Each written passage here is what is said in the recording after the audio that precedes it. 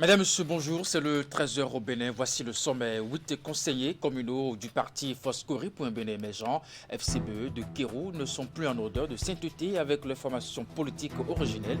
Ils ont décidé de rallier l'Union progressiste, le renouveau UPR, à la faveur d'une rencontre tenue ce samedi à la maison des jeunes de la localité. Ensuite, les usagers de la voie Atimé à Diakha se déplacent avec angoisse. Cette voie, en latérite longue de plusieurs dizaines de kilomètres, est dans un état de dégradation avancée. La situation devient surtout préoccupante en période de pluie où les localités longeant cette voie sont coupées du monde.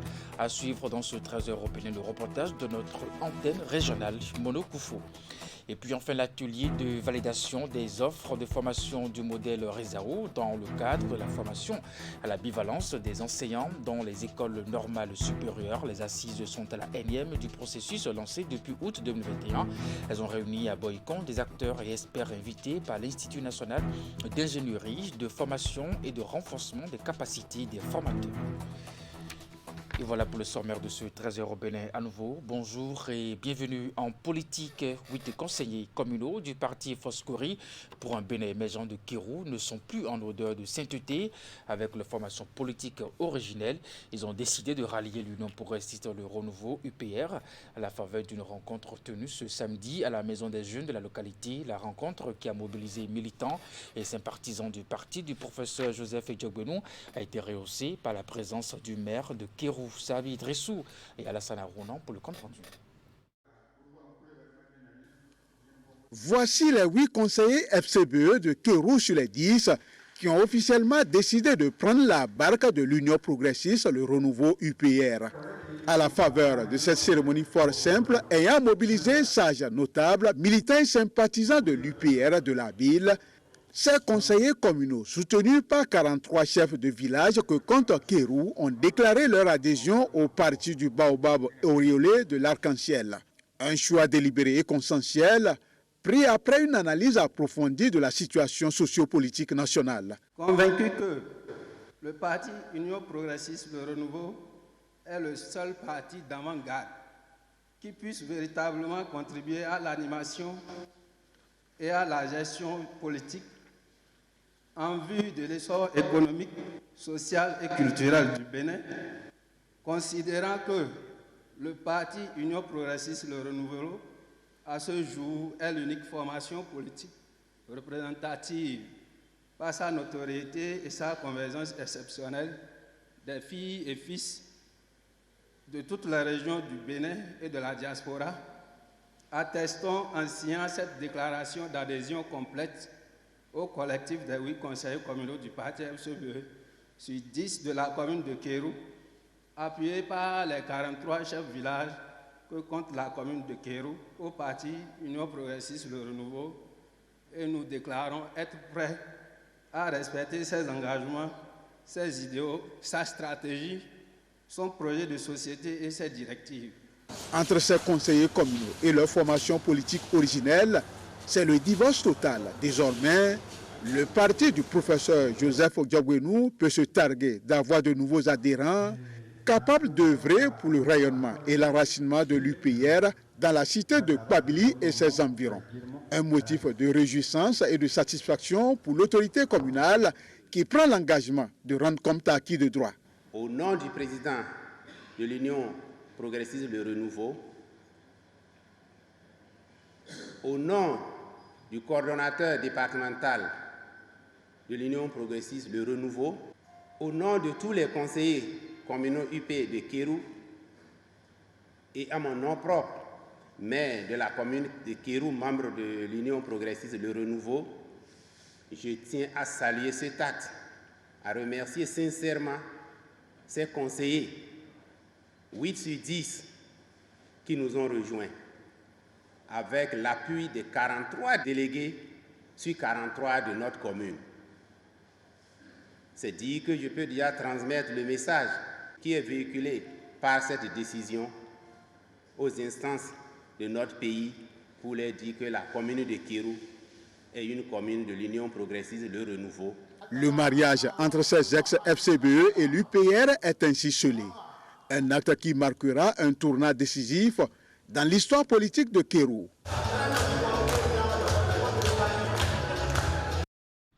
Et puis juste après les conseillers communaux FCBE de Kéro, ce fut le tour des enseignants, membres de l'association des enseignants de la commune de Kéro pour un développement meilleur, d'officialiser leur adhésion au parti du Baobab Paris d'Arc-en-Ciel. C'est le maire de Kéro, Imali Djeta, coordonnateur communal UP de Renouveau, qui a accueilli les nouveaux adhérents. Voici les images. Ces hommes et femmes sont tous enseignants et membres de l'association des enseignants de la commune de Kéro pour un développement meilleur. Très admiratifs des efforts déployés par l'autorité communale pour mettre Kéro sur l'orbite du développement, ils ont choisi de militer à ses côtés au sein de l'Union progressiste Le Renouveau pour l'accompagner dans sa noble mission. Monsieur le maire, vu votre volonté de faire de Kéro une commune prospère, nous serons toujours heureux de travailler à votre côté pour la réalisation de cette noble mission qui nous est tous commune et face à laquelle nous ne ménagerons aucun effort pour sa prospérité.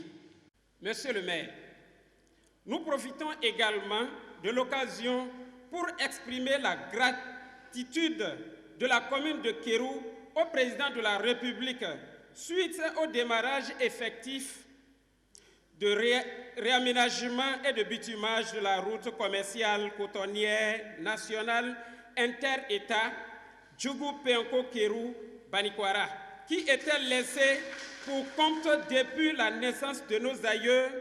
En accueillant ces enseignants dans la grande famille Baobab, le maire de Kéro va les rassurer quant à la disponibilité de l'instance dirigeante du parti de travailler avec eux pour l'enracinement de cette formation politique dans la commune de Kéro. Je tiens à les remercier sincèrement et prendre l'engagement de transmettre leur message à qui de droit, puisqu'il s'agit ici de leur adhésion au parti l'Union progressiste Le Renouveau. Je transmettrai intégralement, avec joie, votre message. Vous avez félicité le président Patrice Talon. Il l'entendra. Il verra ce message passer à la télévision. Il saura en même temps que vous n'avez parlé que de tout ce qu'il a pu faire pour le monde enseignant depuis sa prise de service. C'est aussi le message de l'inviter à continuer, parce qu'il n'est pas sans savoir que tout n'est pas encore rose. Entre ces nouveaux adhérents et la coordination communale de l'Union progressiste Le Renouveau de Kéro, plus qu'une simple collaboration, c'est désormais un engagement qui est pris pour relever les défis à venir. Et puis nous restons toujours en politique. La jeunesse estudiantine à l'école du militantisme politique à l'université d'Abomey-Calavi, le groupe de réflexion alternative et perspective GRAP a entretenu plusieurs jeunes sur le rôle de la jeunesse et dans les partis politiques. La conférence s'est tenue ce samedi à la chaire UNESCO sous la coupole d'universitaires et acteurs politiques. William Cliquant et Déron Prévi. Lorsque le législateur dit qu'il faut 15 personnes par commune pour créer... 4 communications dédiées à l'action de la jeunesse dans la sphère politique au Bénin. Le menu proposé aux participants de cette conférence est bien varié. L'idéologie comme leitmotiv, la conviction d'entrer en politique pour valoriser ses compétences et le cadre législatif organisant la vie politique au Bénin aujourd'hui sont des axes de discussion qui ont meublé les échanges. Les jeunes ont comme l'impression que la politique n'est pas leur affaire. Et en général, s'y écartent. Mais au fond, on ne va pas en politique pour devenir champion des coups bas. On y va parce qu'on a une compétence et parce qu'on doit servir ce pays et parce qu'on doit participer à la gestion des affaires publiques. Et aller en politique pour les jeunes n'est pas forcément d'aller faire de la mobilisation. Comme chacun va avec ses compétences, forcément on sert à quelque chose au niveau de son parti politique. Soit dans les idées, dans les réflexions. Pour atteindre les objectifs de conquête et d'exercice de pouvoir, il faut que les partis s'appuient sur les jeunes, non pas comme des personnes qu'il faut utiliser comme des consommateurs ou des bétails pour avoir le pouvoir seulement. Il faut travailler avec eux en toute conscience. Les panels et communications ont suscité intérêt et engagement chez les participants. Au-delà de simples discours, le GRAP groupe de réflexion alternative et perspective, a pu mettre à disposition de ces jeunes toutes les armes pour faire une entrée réussie en politique. Il ne s'agit pas de continuer de dire aux populations d'adhérer simplement à des partis qui sont ouverts.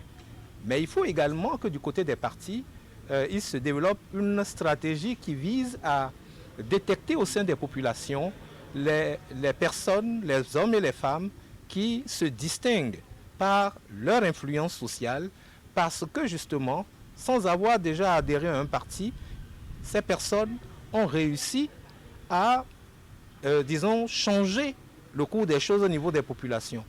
La jeunesse a sa place, toute sa place au sein des partis politiques et joue un rôle d'ailleurs important pour l'atteinte des objectifs d'un parti politique et donc pour la conquête du pouvoir.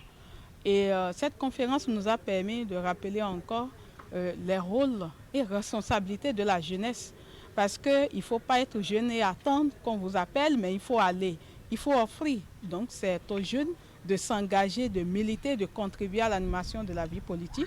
La conférence s'est tenue sous le parrainage de professeur Joseph Tchogbenou de la faculté de droit et président de l'Union progressiste Le Renouveau.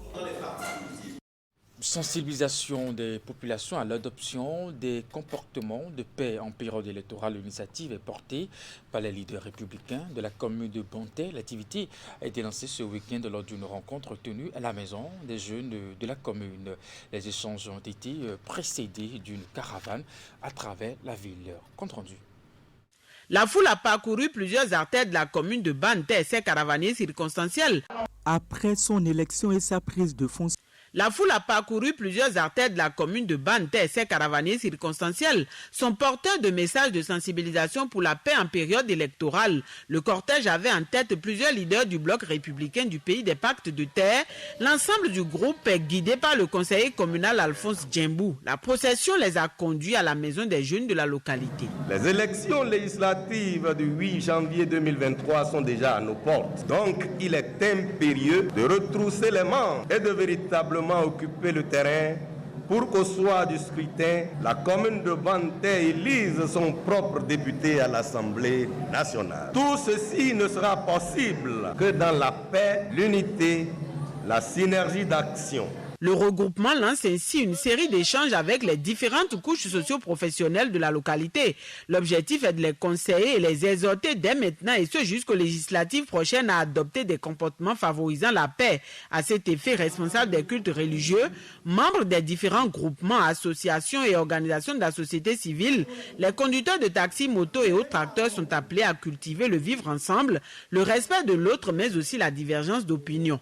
Pour les organisateurs, chaque citoyen de Banté doit focaliser son attention sur l'essentiel, à savoir œuvrer pour le développement de la commune. Nos leaders s'entendent bien entre eux. Chacun d'eux prône le développement, chacun d'eux prône la paix. Il n'y a pas quelqu'un parmi eux qui véhicule un message de division. Je voudrais qu'on les accompagne. Donc, chers jeunes, nos leaders, pour qui nous nous insultons tout au long de la journée dans les réseaux sociaux, les voici unis. C'est un message fort qu'ils sont en train de nous lancer. Déterminé à faire triompher le parti du cheval blanc cabré au terme des consultations électorales du 8 janvier 2023, leaders et militants ont saisi l'occasion pour une fois encore réitérer leur engagement.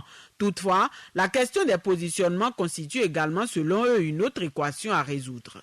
Nous invitons les responsables de notre parti au sommet à opérer des choix judicieux et fédérateurs dans le positionnement des candidats au niveau de la 9e circonscription électorale Savalou, Dassa, Banté.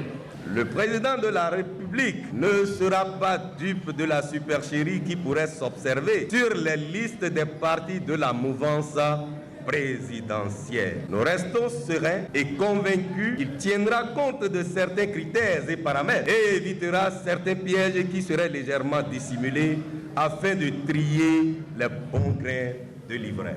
En attendant, chaque membre de l'assistance est appelé à travailler pour préserver les acquis du bloc républicain dans la commune. Jeunes hommes et femmes sont aussi conviés à poursuivre la sensibilisation sur le terrain afin de garantir dans la zone des élections législatives calmes, sans violence ni incidents graves.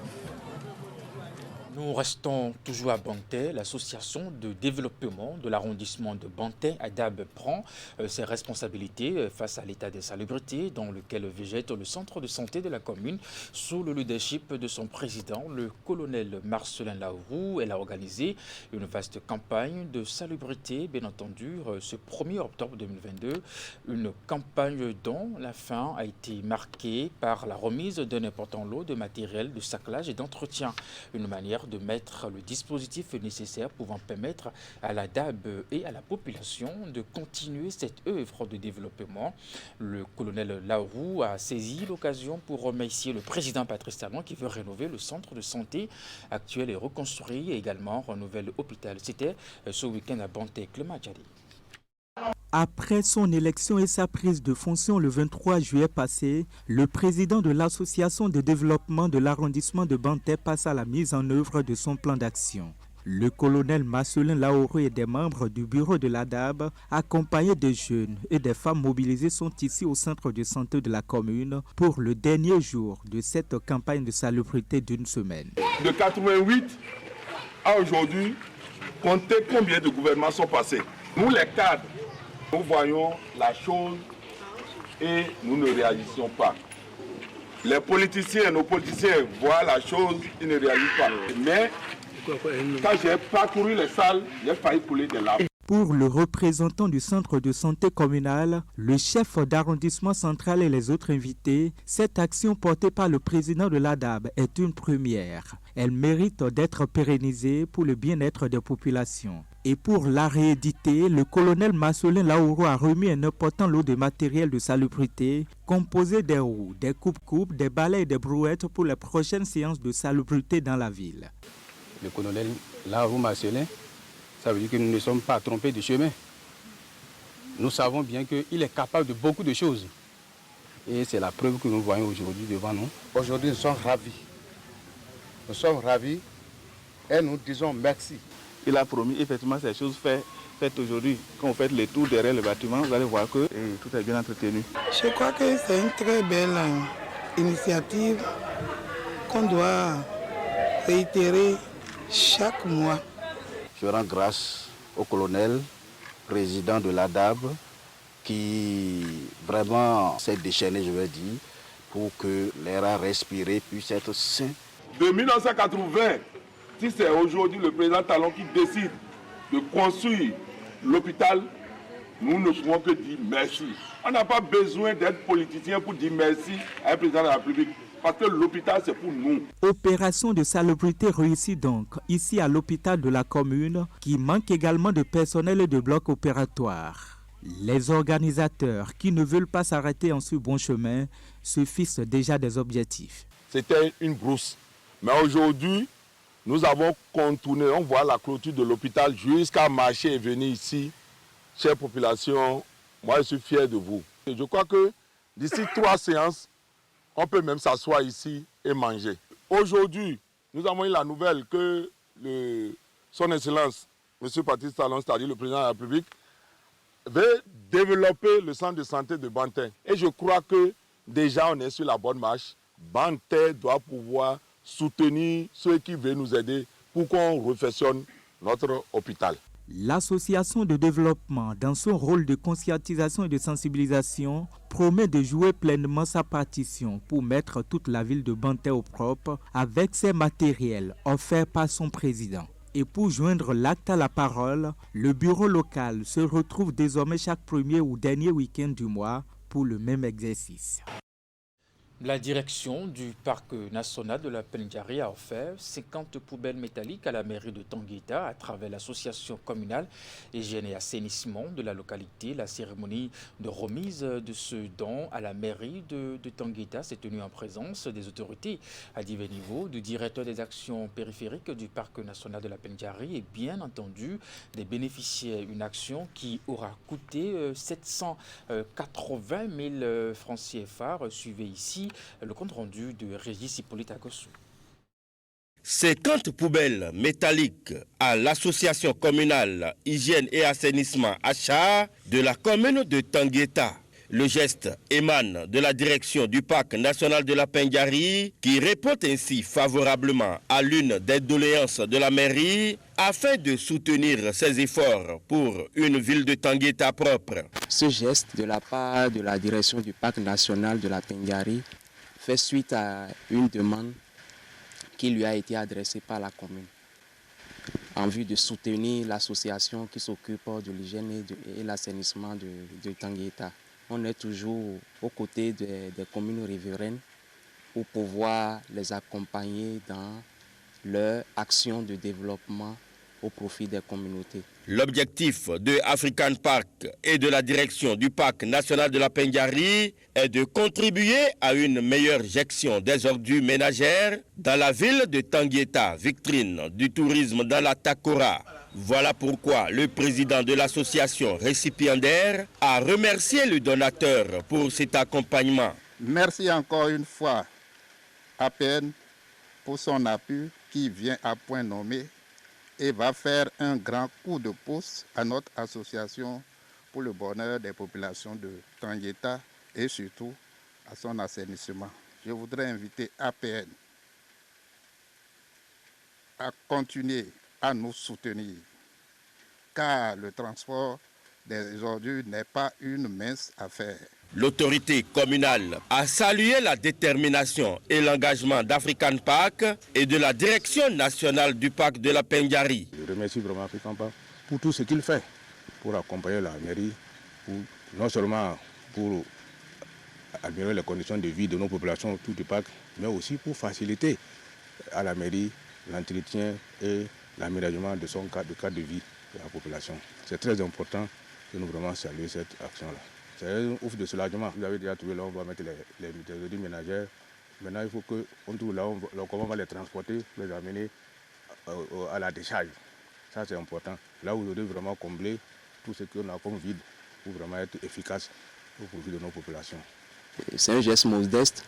Il y a beaucoup de besoins qui sont là, mais progressivement, en fonction des moyens dont nous disposons, on verra comment soutenir, accompagner les efforts des communes riveraines du parc. La direction des actions périphériques du parc national de la Pengari promet de ne pas s'arrêter en si bon chemin.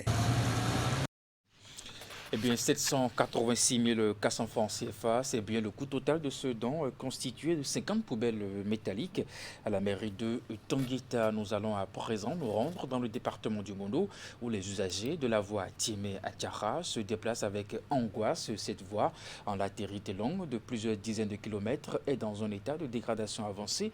La situation devient surtout préoccupante en période de pluie où les localités longeant cette voie sont coupées du monde. L'équipe de notre antenne régionale Monokoufo a fait une descente sur les lieux après les dernières pluies. Voici le constat de Narcisse Alossé, Florando.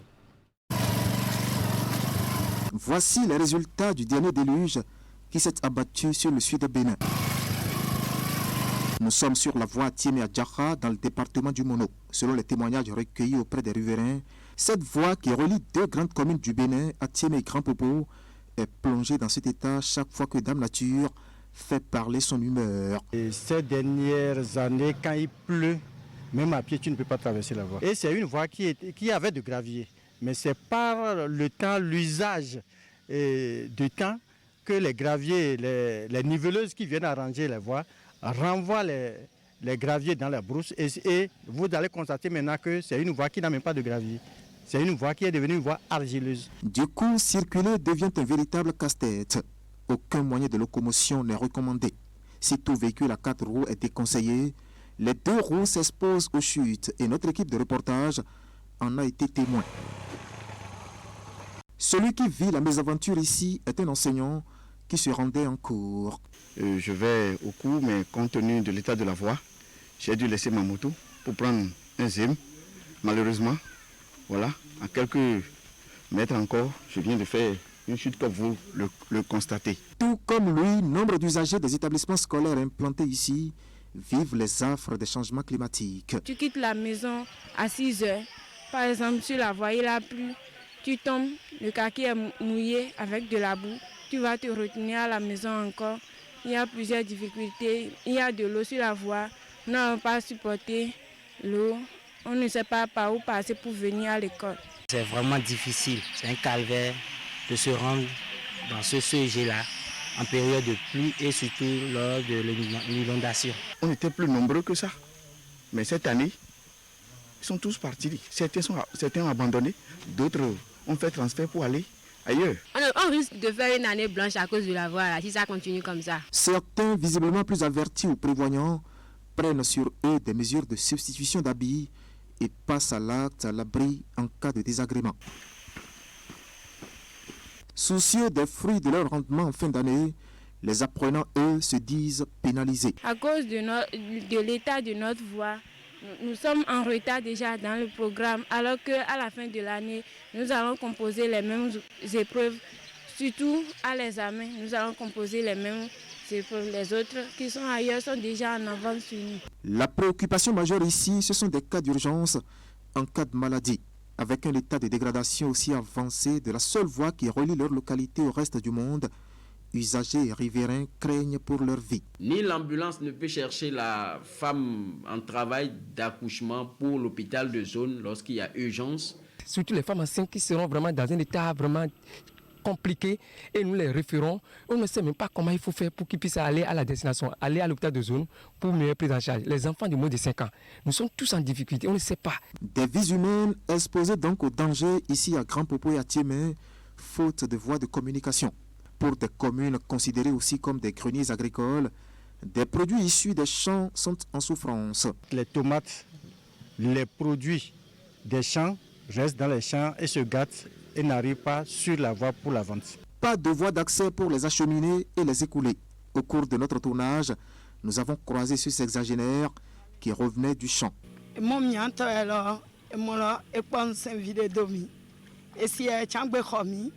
Mondele miasio atiema jaha mojikenne mondele miasio mide kuku no fiorao bone jagba va pedo mianchi ne va pedo mianchi no akpa mojikumi. Le chef de l'État nous a dit que cette voie c'est sa voie. Je veux qu'il entende le cri de détresse de cette communauté, simplement. Détresse et angoisse caractérisent donc le quotidien des usagers de la voie qui relie à Thiémé et à Djaha dans la commune de Grand Popo. Une voie argileuse longue d'une 40aine de kilomètres qui dessert plusieurs localités. Des localités qui hébergent près de 50 000 âmes ici dans le département du Mono. Et bien voilà, c'est donc là la triste et terrible situation que traversent les populations entre Atiémé et puis Adjara. La montée des grands cours d'eau du Bénin provoque depuis quelques semaines la crue dans le département du Bénin, un phénomène dû à une pluviométrie très intense dans la partie septentrionale du pays. La commune déjà lacustre du sud du Bénin, Soava, n'échappe pas à la furie des eaux qui gagnent du terrain, engloutissant tout sur son passage. Voici les images. Dans la commune de Soava, seule la mairie résiste encore à l'invasion du lac Nokoué. Surplombant la terre ferme, elle est pour l'instant épargnée après seulement 12 jours de crue. Par contre, maisons, centres de santé, embarcadères, tout est sous l'eau qui cause des dégâts considérables à la population.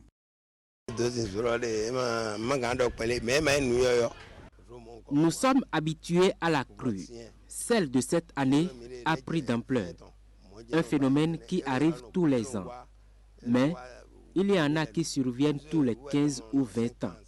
L'actuel était survenu il y a exactement 12 ans. 12 ans et des 12 ans. Pour cette année, c'est des périodes rares pendant la crue qui perturbent beaucoup la population de Soava. Donc nous sommes en train de vivre des difficiles moments. Un tel phénomène est survenu il y a 12 ans, explique la population qui ne souhaite pas parler. Les autorités craignent le pire car le niveau de l'eau peut encore monter davantage. Déjà, l'alerte rouge est donnée avec cet indicateur de niveau et aucun décès n'est signalé comme les rumeurs l'annonçaient. Nous ne déplorons aucun décès depuis le mois de juin où ça a commencé. Les eaux sont montées en l'espace de 10 jours et ça reste en furie jusqu'au mois d'octobre.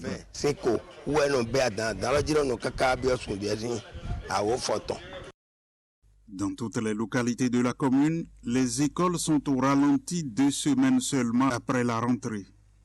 Apprenants et enseignants s'inquiètent. Il n'y a aucune école qui ne soit inondée, toutes.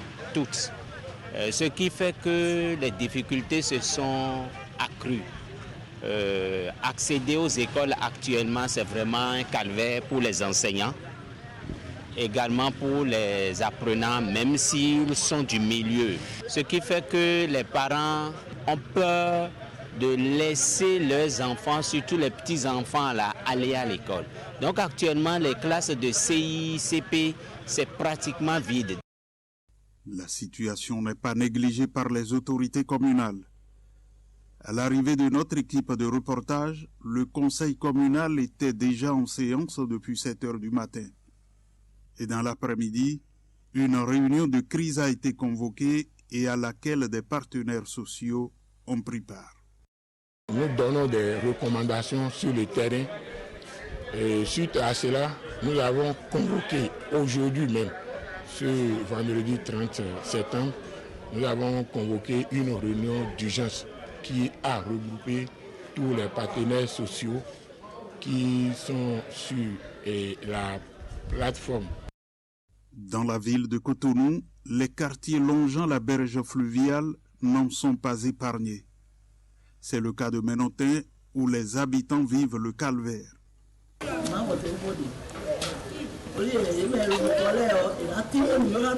Personne ne vient nous expliquer quoi que ce soit afin de nous permettre les démarches à mener. Nous sommes prêts à payer quelque chose pour être bien logés. Lorsqu'il y a la petite crue, l'eau vient jusque dans la cour, mais la grande a envahi les chambres.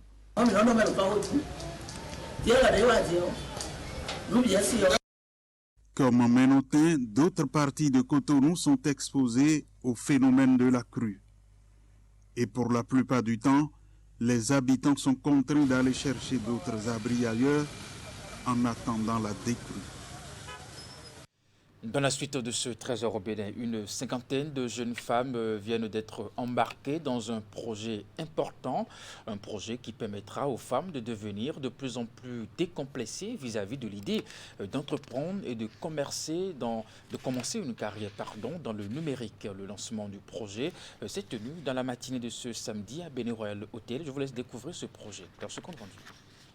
Longtemps resté en marge de l'écosystème numérique au Bénin, les femmes ont trouvé le moyen d'inverser la tendance à travers le projet Digital Women Heroes pour orienter et assister plusieurs jeunes femmes à s'intégrer dans le monde du numérique. Accompagner et faire exceller les femmes dans le numérique, l'entrepreneuriat numérique et tout ce qui va avec. Nous avons beaucoup de filles et de femmes, de jeunes femmes qui portent beaucoup d'idées, qui ont des solutions, qui pensent que le numérique est une solution qui peut aider à résoudre des problèmes dans plusieurs secteurs, mais qui n'arrivent pas à trouver toujours le support qu'il faut pour pouvoir mettre en œuvre ou mettre en place ces solutions-là. Nous commençons un programme intensif aujourd'hui, à partir d'aujourd'hui, un programme intensif en idéation et en prototypage, mais ça va continuer avec de l'incubation, avec plein d'autres choses. Donc, c'est une aventure qui vient de commencer. Après la phase de sélection, elles sont une cinquantaine à prendre part à ce projet innovant. Dans son approche, le projet permettra aux femmes de devenir de plus en plus décomplexées vis-à-vis de l'idée d'entreprendre et de commencer une carrière dans le numérique. Nous voulons, au travers de ce projet, vous exhorter, vous supplier, vous demander de vous engager dans l'entrepreneuriat. À travers ce projet, nous attendons élargir les opportunités du numérique aux genres féminins. Tous les participants, à travers ce projet, nous attendons élargir les opportunités du numérique aux genres féminins, tout en participant à la création d'emplois par les jeunes femmes et par la même occasion, mettre en réseau ces braves actrices du numérique. Soutenu par plusieurs partenaires, dont l'Agence belge de développement, le projet Digital Women Heroes a déjà le mérite de faire des femmes des actrices majeures du développement numérique. L'enjeu, c'est de permettre aux structures d'accompagnement de créer le cadre qu'il faut pour que vous, entrepreneurs, femmes, trouvez votre place, mais aussi vous déployez plus au niveau de vos activités. Donc l'Agence belge de développement Enabel est fière d'être là ce matin et vous remercie à tous et réitère ici l'engagement aux côtés de l'Envol, aux côtés du Women in Tech, de faire en sorte qu'au Bénin, il y ait un cadre favorable pour les femmes entrepreneurs, les femmes dans le numérique, ces héroïnes du digital. La clôture du projet est prévue pour le 5 novembre 2022, date à laquelle les femmes participantes recevront des attestations. Les membres du réseau Inspire de l'Afrique de l'Ouest sont en réunion à Cotonou depuis le 26 septembre 2022. C'est un atelier de réflexion sur les stratégies de mise en œuvre du programme 2022-2026 de WSM-DGD. Les travaux ont pris fin ce 30 septembre par une présentation de chaque participant. Reportage Ali Moumouni et Der Rompevi. 5e et dernier jour de l'atelier de réflexion sur les stratégies de mise en œuvre du programme 2022-2026 de WSM-DGD de Inspire Afrique de l'Ouest. Priorité est donnée aux échanges d'expériences entre les différents pays membres du réseau pour consolider et uniformiser les actions afin de déterminer l'agenda commun au niveau de la sous-région. Parce que c'est la raison d'être même de ce réseau Inspire. Il y a 3 mots qui marquent vraiment ce que c'est Inspire. Un réseau thématique, un réseau multi-acteurs et un réseau bien structuré. Je voudrais remercier tous les participants, les représentants pays, Inspire, les Inspire nationaux, je veux dire, qui se sont engagés dans la mise en œuvre donc, de ce programme et qui, à travers cet atelier, se sont appropriés les grandes lignes de ce programme. Les différents pays membres ont exposé leur agenda au cours de cette dernière séance. Après le Burkina Faso, la Guinée, le Mali, le Sénégal et le Togo, c'est la présentation du Bénin qui a clôturé les débats. Inspire, c'est un réseau international qui défend le droit à la protection sociale des populations. Et si je dis droit, je dis droit. Parce que souvent, beaucoup de décideurs continuent à percevoir la protection sociale peut-être comme une espèce de charité. Mais en fait, si on regarde tous les textes légaux au niveau international, non, il s'agit bien d'un droit, un droit humain. Et tous et toutes, hommes et femmes, toutes catégories confondues, doivent pouvoir bénéficier de ce droit. Dans sa mission de protection sociale, le réseau Inspire intervient dans plusieurs secteurs, dont la santé, l'économie et la formation professionnelle. Et c'est cette diversité qui le caractérise à travers son principe multi-acteur. Et c'est ça la force de ce réseau. Parce que bien que chaque acteur ait sa spécificité et son expérience en lien avec le droit à la protection sociale, ce qui les relie ici dans le réseau, c'est qu'en apportant cette expertise, en la mettant à disposition de chacun et de chacune, on se renforce mutuellement, réciproquement. Et ça, in fine, fait aussi que nous pouvons porter cet agenda de manière beaucoup plus forte et beaucoup plus impactante.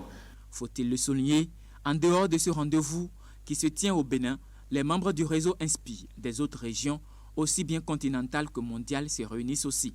Tout ceci pour harmoniser leur stratégie.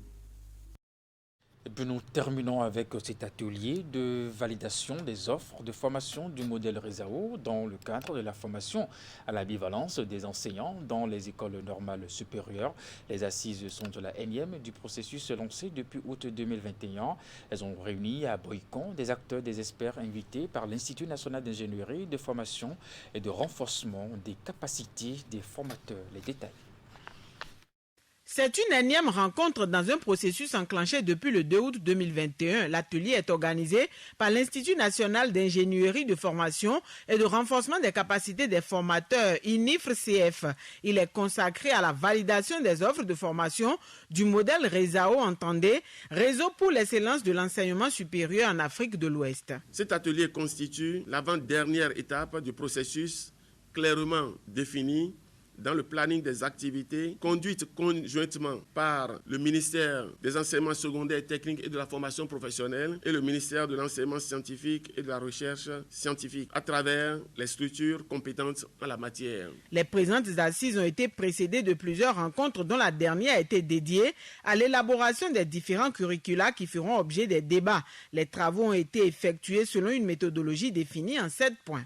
Il y a d'abord eu la mobilisation des experts du secondaire et du supérieur pour harmoniser les méthodologies d'élaboration des curricula et également des offres RESAO. Il y a eu la mobilisation des experts pour la conception et l'élaboration des documents curriculaires. En troisième position, il y a eu les échanges entre les acteurs avant chaque session. Quatrième point de la méthodologie, la relecture et la mise en forme des documents. Cinquième point, la validation des documents élaborés. Sixième point, la mobilisation des experts pour la conception et l'élaboration des offres de formation dans les ENS sous la conduite du CEPUAC, des directeurs des ENS et de la direction de l'orientation et du suivi de l'enseignement supérieur, le DOSES. Et enfin, nous avons la mobilisation des experts pour la conception et l'élaboration des modules de formation. Nous, on ne peut pas aller à l'élaboration des offres de formation sans faire des préalables.